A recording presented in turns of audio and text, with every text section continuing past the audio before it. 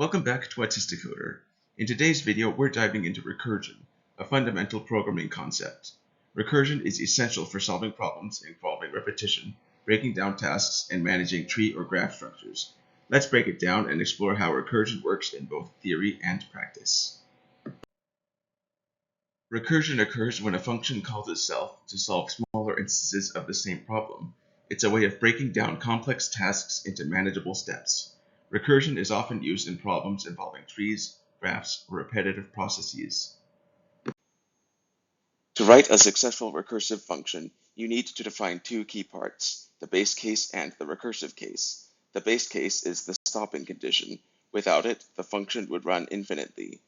The recursive case is where the function calls itself, breaking the problem into smaller parts. Let's start with a simple example, calculating the factorial of a number. The factorial of n is the product of all positive integers less than or equal to n. For instance, the factorial of 5 is 5 times 4 times 3 times 2 times 1. Here's how we can set up this recursion function. For the base case, when n equals 0, we return 1. For any other case, we return n times factorial of n minus 1. Now let's look at another classic recursion example, the Fibonacci sequence. Each number in the sequence is the sum of the two preceding numbers, except when n equals 0 or n equals 1 are base cases, in which case the number is 0 or 1 respectively. Recursion is powerful, but it's not always the best solution.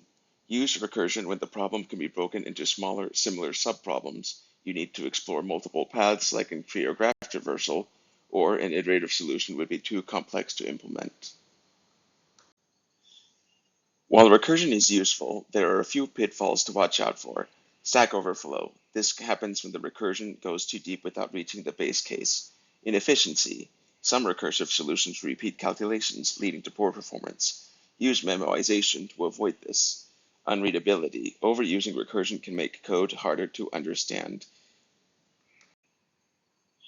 Thanks for watching. Recursion is a powerful tool, and mastering it will open up so many possibilities in coding.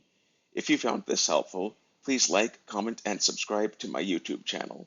As always, monetary donations via PayPal at autisticoder@gmail.com, Cash App Autisticoder, or Venmo Autisticoder are also appreciated.